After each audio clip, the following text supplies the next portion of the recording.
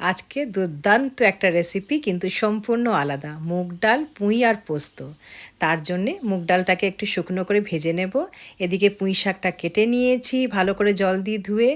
আর যখন মুগ ডালটা ভাজা ভাজা হয়ে গেল তখন এটাকে একটু জল দিয়ে ধুয়ে আর নুন হলুদ দিয়ে খালি এক সিটি দেব।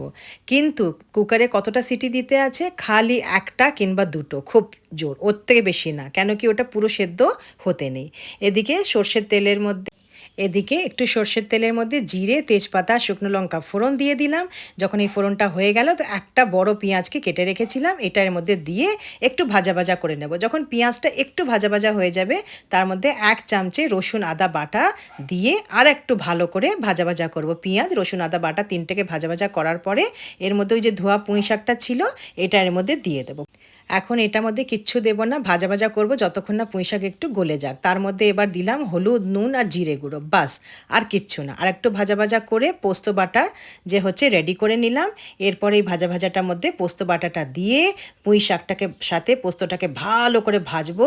ভাজার পরে একটু ঢাকা দিয়ে দেবো তাকে ডাঁটা ফাঁটাগুলো একটু ভালো করে সেদ্ধ হয়ে যাক।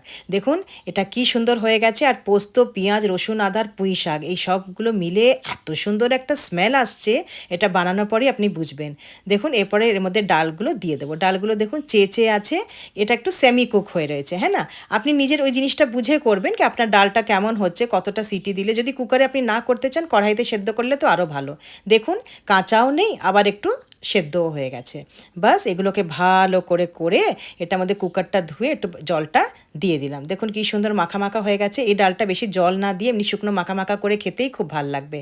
এবার গ্যাসটা বন্ধ করে একটু কাঁচা যে পোস্ত বাটা এর মধ্যে দিয়ে নাড়াচাড়া করে একটু দেশি ঘিও দিয়ে দেবেন, দারুণ লাগবে। বাস এবার পরিবেশন করে নিন। আর আপনাকে আমি কি বলবো, এটা এত সুন্দর খেতে হয়েছিল। আমার মেয়ে বলছে যে মা, এমনি যদি একটা রান্না হয় না তো আর কিছু মাছের ঝোল বলে দরকার নেই, তুমি না খালি একটু মাছ ভেজে দাও। তো ভাতের মধ্যে একটু ঘি দিলাম, মাছ ভাজা আর ডাল, জমে গেল ব্যাপারটা, সত্যি বলছি।